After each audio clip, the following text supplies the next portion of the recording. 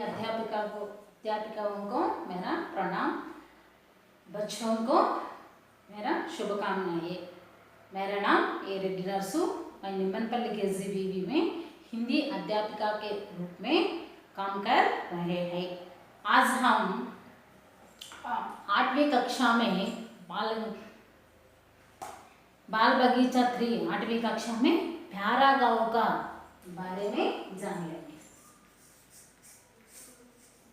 प्यारा गाँव में भाषा की बात के बारे में जानकारी लेंगे। भाषा की बात।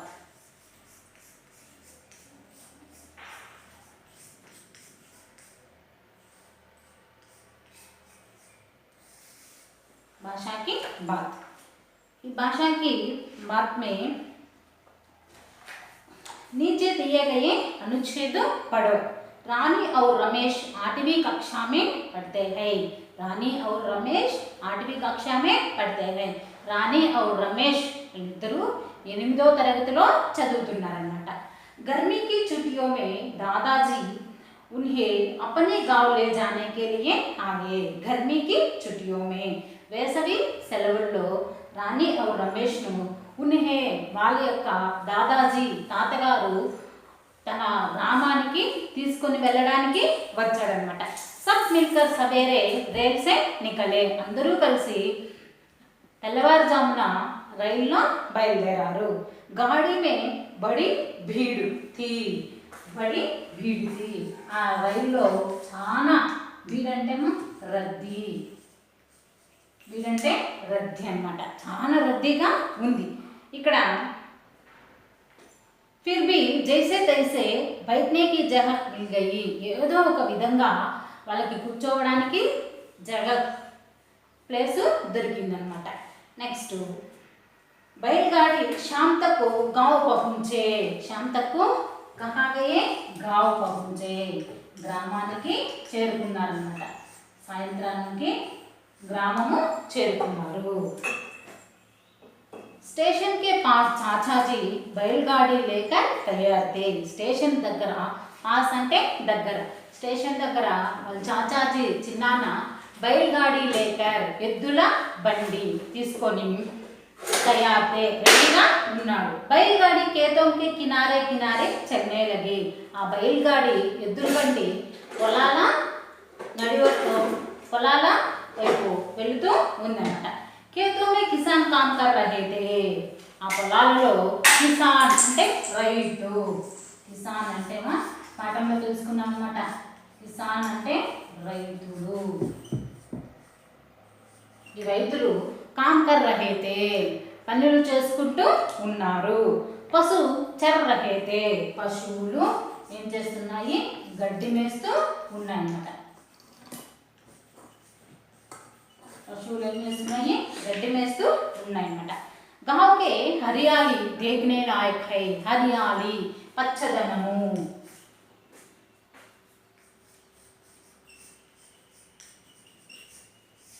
గ్రామం యొక్క హరియాలి అంటే పచ్చదనము। గ్రామాలు చూడడానికి చాలా పచ్చగా ఉంటాయి। ఈ పచ్చదనము देखने लायक है చూడదగినటువంటిదిగా ఉందన్నమాట। నెక్స్ట్ బాతే మే घर आ गया। మాట్లాడుతూ వాళ్ళ చాచాజీ రాణి और రమేష్ దాదాజీ వాళ్ళ తాతగారు మాట్లాడుతూ ఉండగానే వాళ్ళ ఊరు వచ్చేసిందట। दादीजी से मिली వాళ్ళ బామ్మగారితో కలిసారు। दादीजी ने बहुत लाड प्यार सवेरे दोनों दूध पीकर दादाजी के साथ गाँव घूमने लगे। सवेरे తెల్లవారుజామున ఇద్దరు రాణి और రమేష్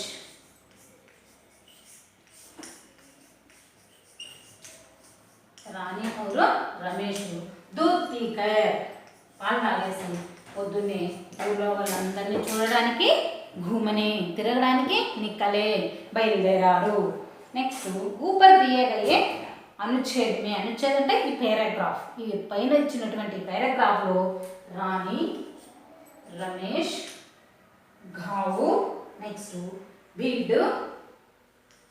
వీడు నెక్స్ట్ పశు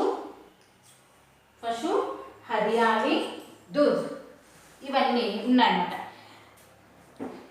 ఈ शब्दలో किसी व्यक्ति प्राणी वस्तु स्थान अथवा भाव का बोध कराते हैं ऐसे शब्दों को संज्ञा कहते हैं ఇటువంటి శబ్దాలను ఏమంటారు అంటే సంజ్ఞ అని అంటారు నామవాచకం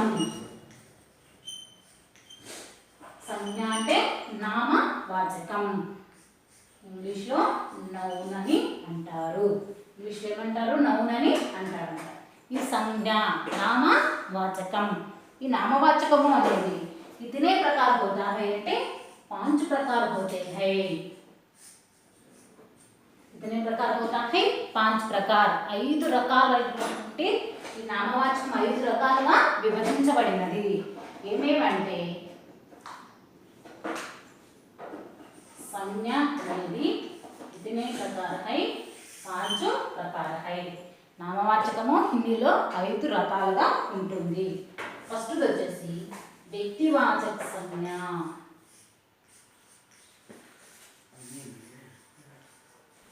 వ్యక్తివాచక సంజ్ఞ నెక్స్ట్ జాతివాచక సంజ్ఞ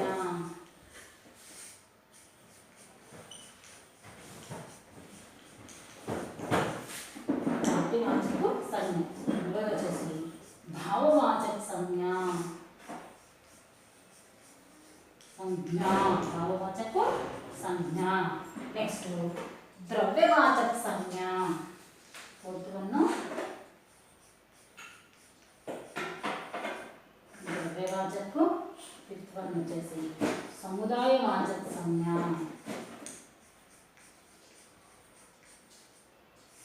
समुदायवाचक संज्ञा संज्ञा 5 प्रकार होते हैं व्यक्तिवाचक जातिवाचक भाववाचक द्रव्यवाचक समुदायवाचक समुदायवाचक 5 రకాలైనటువంటివిగా విభజింపబడినాయి హిందీలో సంజ్ఞ అన్నమాట దీంట్లో ఒక్కొక్క దాని గురించి మనము తెలుసుకుందాం व्यक्तिवाचक संज्ञा किसी विशेष व्यक्ति वस्तु स्थान का बोध कराने वाले शब्द को व्यक्तिवाचक संज्ञा कहता है उदाहरण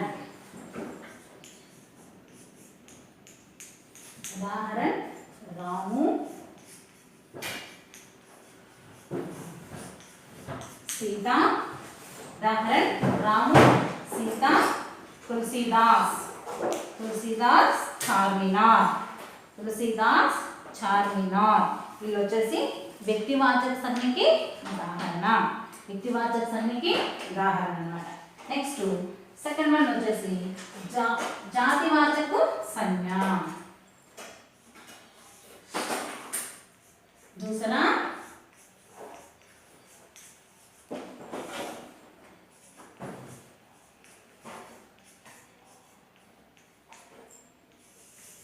जातिवाचक संज्ञा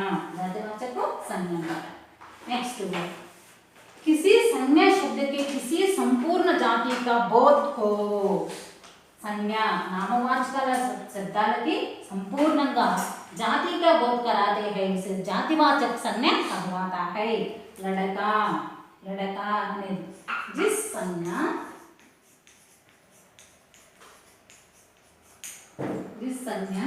शब्द से किसी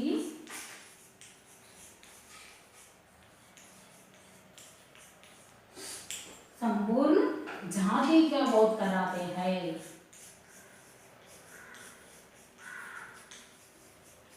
जाति का बोध कराते हैं वह जातिवाचक संज्ञा कहलाता है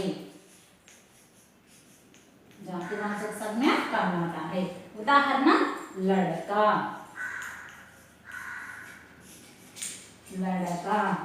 नेक्स्ट पशु नेक्स्ट पक्षी लड़का అనేది మానవ జాతికి సంబంధించినటువంటిది పశు జాతికి పక్షి జాతికి సంబంధించినటువంటిది సంపూర్ణంగా ఇదే జాతి అనేది సంపూర్ణ జాతి का बोध कराते हैं संपूर्ण जाति का बोध कराते हैं इसे जातिवाचक संज्ञा कहलाता है जातिवाचक संज्ञानी अंटारू దీనికి ఉదాహరణ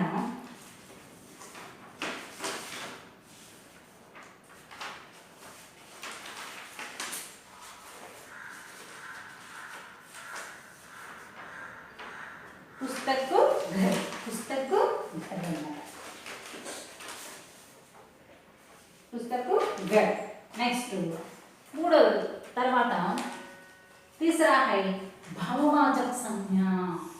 तीसरा है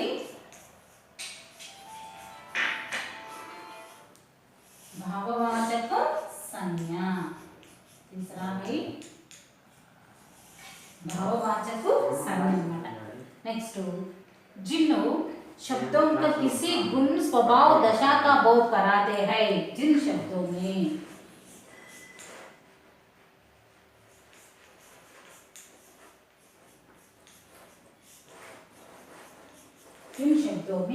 किसी गुण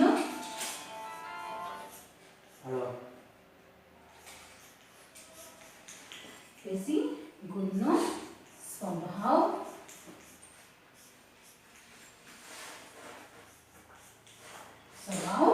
दशा का बोध हो. दशा का बोध हो उसे भाववाचक संज्ञा होता है. सुख दुख. उदाहरण की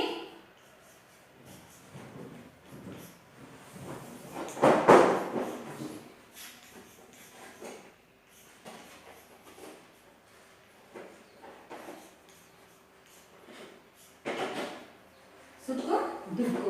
क्रोध కోపము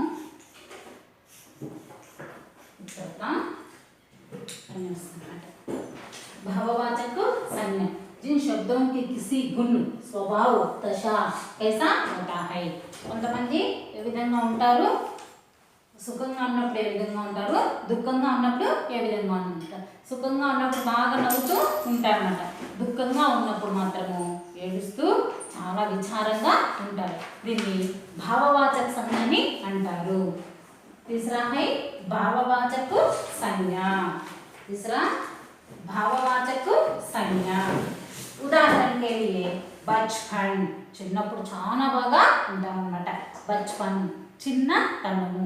చిన్నతనంలో సమస్యలు అనేటివి ఏమీ ఉండవు, మనం చాలా సంతోషంగా ఉంటామన్నమాట. క్రోధ్ చూడు కోపము.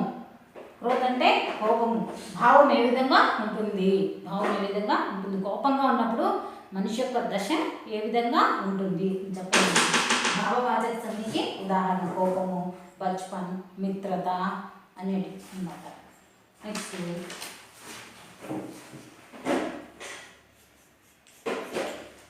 ద్రవ్యవాచక సంజ్ఞ.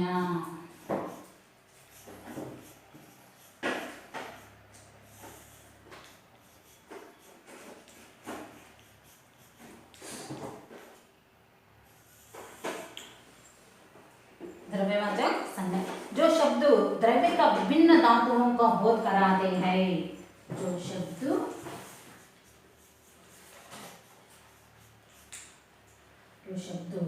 द्रव्य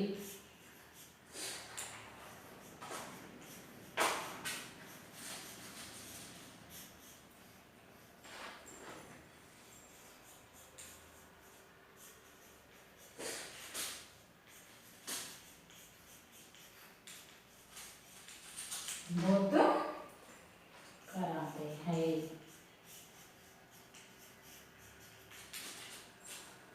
जो शब्द स्वच्छ जल उसे द्रव्यवाचक संज्ञा कहलाता है. स्वच्छ जल. उदाहरण जल नीरू पानी. नीरू पानी ఇవన్నీ ఏంటంటే ద్రవ్యవాచక సంజ్ఞకి ఉదాహరణ.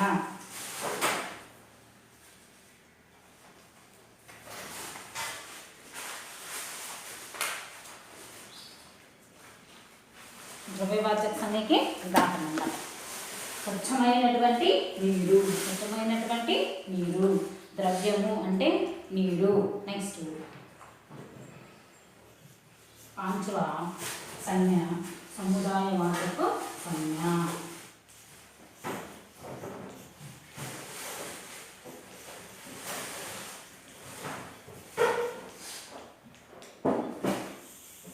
समुदायवाचक संज्ञा. नेक्स्ट ऐसे शब्द जो किसी विशेष समुदाय या समूह का बोध कराते हैं. ऐसे शब्द ఎటువంటి శబ్దాలంటే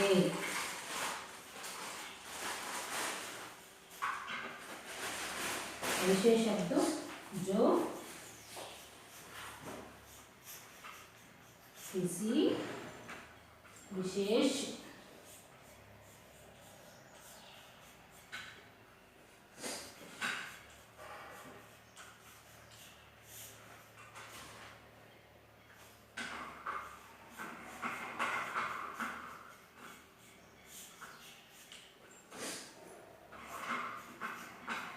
समूहता बोध कराते हैं इसे समुदायवाचक संज्ञा कहलाता है एग्जांपल వచ్చేసి ఉదాహరణ సేన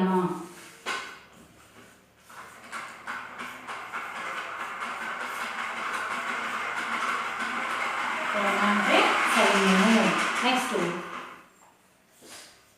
తరగతి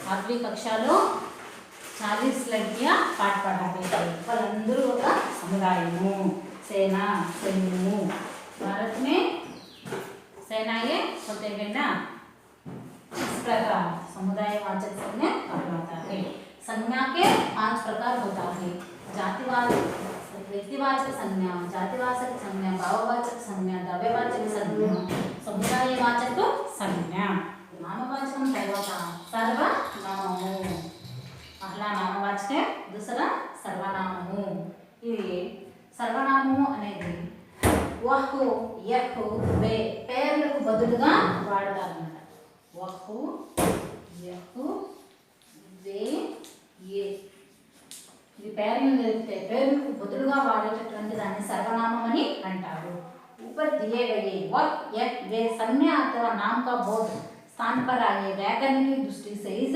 शब्द को सर्वनाम कहते हैं మనం వ్యాకరణ దృష్టిలో దీన్ని ఏమంటారంటే వహు యహు వే ఏ అది ఇది వాళ్ళు వీళ్ళు దీన్ని ఏమంటారంటే సర్వనామవాచకాలు సర్వనామాలు कहते हैं ఇంకా ఏమేమి వస్తాయంటే ఎగ్జాంపుల్ మై तुम మై అంటే నేను तुम అంటే మీరు तू అంటే నీవు నెక్స్ట్ आप అంటే తమరు అన్నమాట आप అంటే తమరు यह वह ये जो कुछ कोई कौन कोई कुछ कौन ఇవన్నీ పేర్లకు బదులుగా వాడతారన్నమాట వ్యాకరణకి దృష్టి से इसे शब्द को सर्वनाम शब्द कहते हैं ఇటువంటి శబ్దాలను ఏమంటారు పేర్లకు బదులుగా వాడతారు కాబట్టి ఇటువంటి శబ్దాలను ఏమంటారంటే సర్వనామ శబ్ద అవుతా है ఇంకా क्या అంటే ఏమి అంటే ఏమి నెక్స్ట్ संज्ञा 5 प्रकार होता है सर्वनाम 6 प्रकार होते हैं सर्वनाम कितने प्रकार 6 प्रकार 6 రకాలు ఇక్కడ 5 రకాలు ఉంటాయి ఇవి వచ్చేసి 6 రకాలు 6 प्रकार होते हैं पहला पुरुषवाचक सर्वनाम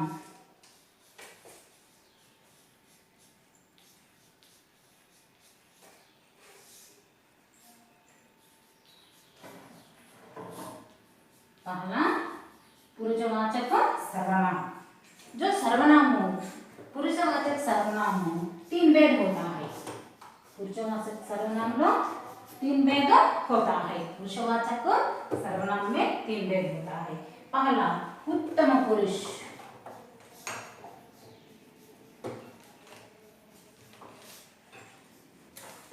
दूसरा मध्यम पुरुष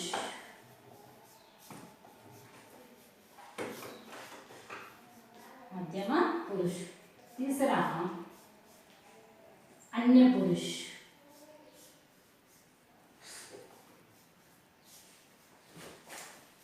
अन्य पुरुष पहला उत्तम मध्यम अन्य पुरुष पुरुषवाचक सर्वनाम 3 भेद होता है उत्तम पुरुष मध्य पुरुष अन्य पुरुष उत्तम पुरुष के यानी बोलने वाले मैं ना गुరించి నేను తెలుపుకుంటే हम మీరు మై అంటే నేను, హమ్ అంటే మీరు. ఈ రెండు ఉదాహరణకి మై నీవు తన గురించి తాను తెలుపుకుంటే హమ్ మేము, మై హమ్ ఇవి రెండు ఉత్తమ పురుష్ అన్నమాట. నెక్స్ట్ మధ్య పురుష్ యాని సుననే వాళ్ళే ఎవరైతే మనం చెప్పేది వింటారో వాళ్ళని తు మీరు, తు అంటే నీవు, తుమ్ అంటే మీరు, తు నీవు మనం చెప్పేది ఎవరైతే వింటారో వాళ్ళు ఏమంటారంటే మధ్యవర్తిగా ఉండేవాళ్ళు మధ్య పురుష్ అని అంటారు. ఆప్ తమరు, ఆప్ తమరు, ఉత్తమ మై హమ్, మధ్యమ తు तुम आप. नेक्स्ट अन्य पुरुष यानी सुनने या बोलने वाले द्वारा अन्यों के लिए उपयोग में लाया है उसे अन्य पुरुष कहलाता है. आमो मीठा फल है, आमो मीठा फल है.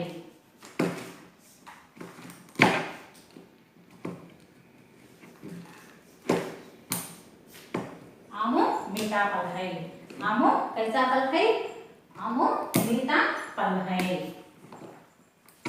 यह गर्मी के मौसम में मिलते हैं, यह गर्मी के मौसम में मिलते हैं. ఈ మామిడి పండు ఎప్పుడు లభిస్తుంది అంటే గర్మీకి మౌసమే, వేసవిలో మాత్రమే ఈ మామిడి పండ్లు అనేటివి వస్తాయి అన్నమాట. दूसरा निश्चयवाचक सर्वनाम.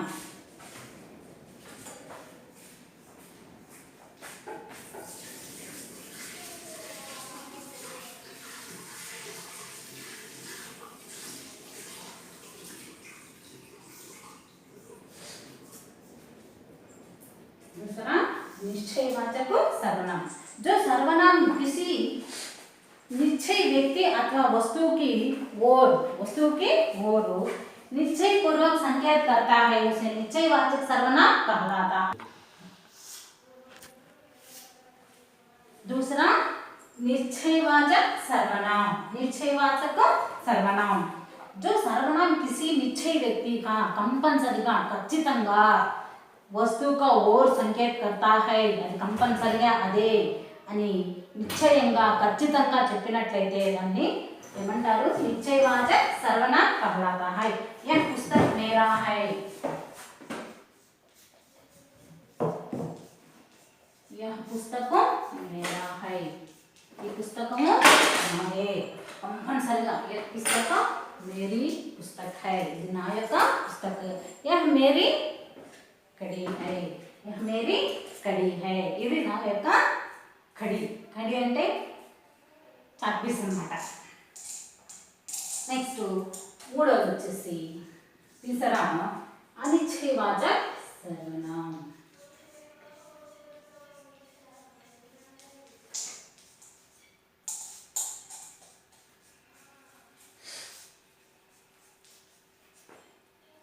अनिश्चयवाचक सर्वनाम. तीसरा जो सर्वनाम शब्द किसी निश्चय व्यक्ति अथवा वस्तु का ओर संकेत नहीं कराते हैं ఇది కంపల్సరిగా అదే వస్తువు అని కాకుండా సంకేత नहीं कराते हैं అటువంటి దాన్ని అనిశ్చయవాచక सर्वनाम कहलाता है.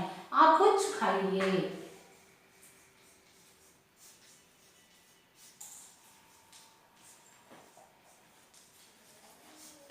आप कुछ खाइए తమరు కొంచెము తినండి. ఎంత తింటారో తెలియదు అన్నమాట. आप कुछ खाइए తమరు కొంచెము తినండి. कुछ సంఖ్య नहीं होते हैं కంపల్సరిగా ఇంతే అని లేదు, ఇంత కానీ ఎంతైనా కానీ కొంచెము తినండి అని వస్తుంది. संबंधवाचक सर्वनाम.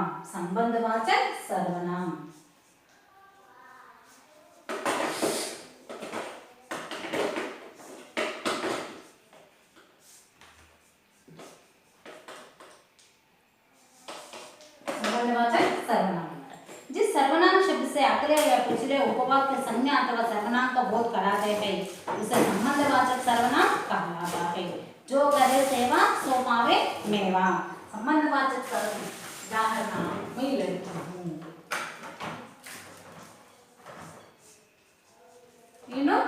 బాలికను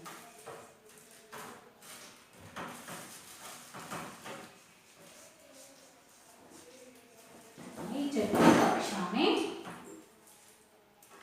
मैं छठवीं कक्षा पढ़ती हूँ।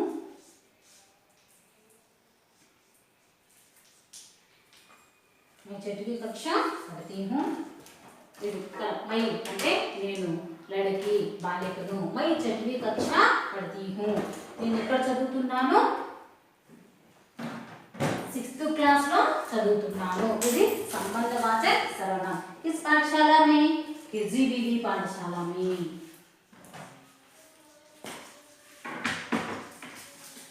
केजीबीवी पाठशाला में। केजीबीवी పాఠశాలలో ఇక్కడ ఈ అమ్మాయి ఒక అమ్మాయి ఉంది। నేను లड़की हूँ, నేను బాలికను। मैं छठवीं कक्षा में पढ़ती हूँ। నేను 6th క్లాస్ చదువుతున్నాను। కేజీబీవి పాఠశాల మే కేజీబీవి పాఠశాలలో ఈ విధంగా ఒకదానికి ఒకదానికి సంబంధం ఉంటే దాన్ని संबंधवाचक सर्वनाम कहलाता है। 5वां प्रश्नवाचक सर्वनाम। 5वां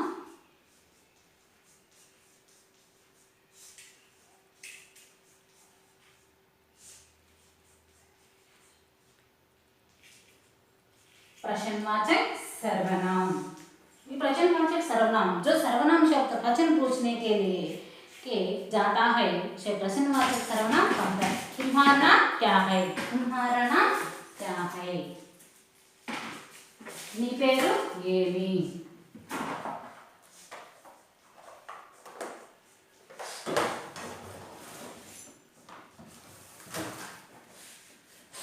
నీ పేరు ఏమి? क्या అనేది प्रश्नवाचक सर्वनाम। तुम किस कक्षा पढ़ते हैं? నువ్వు ఏ క్లాసు చదువుతున్నావు? किस कक्षा में पढ़ते हैं? ఏ క్లాసు చదువుతున్నావు? तुम्हारा नाम क्या है? तुम कौन है? నీవు ఎవరు?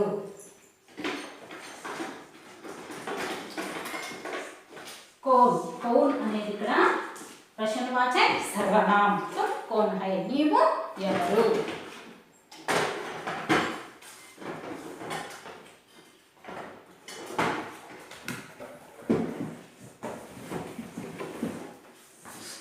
अंत में निजवाचक सर्वनाम। अंत में निजवाचक सर्वनाम। जो सर्वनाम शब्द अपनापन का बोध कराते हैं निजवाचक सर्वनाम कहलाता है। रामू अपने गाँव जाता है। रामू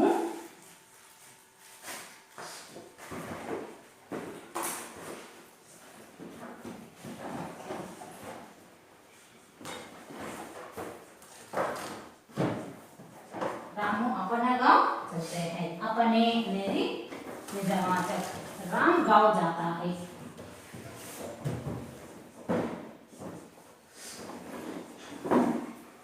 రాముడు గ్రామానికి వెళ్తున్నాడు అనేది మనకు తెలియదు అన్నమాట।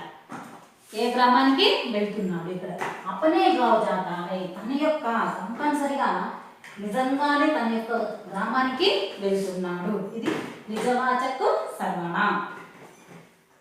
सर्वनाम 6 प्रकार होते हैं। पुरुषवाचक सर्वनाम में उत्तम पुरुष, मध्य पुरुष, अन्य पुरुष। निश्चयवाचक सर्वनाम यह मेरी पुस्तक है। ఇది నా యొక్క పుస్తకమే। ఇది నా యొక్క పుస్తకమే। మేరీ అనేది నిశ్చయవాచक सर्वनाम।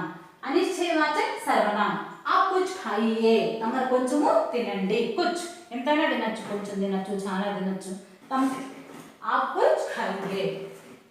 संबंधवाचक सर्वनाम मैं लड़की हूँ, నేను బాలికను। मैं 6वीं कक्षा पढ़ती हूँ, నేను 6th क्लास చదువుతున్నాను। केजीबीवी पाठशाला में। किस पाठशाला में? केजीबीवी पाठशाला में। ఇక్కడ ఒకదానికి సంబంధం అనేది संबंधवाचक सर्वनाम। 5वां प्रश्नवाचक सर्वनाम।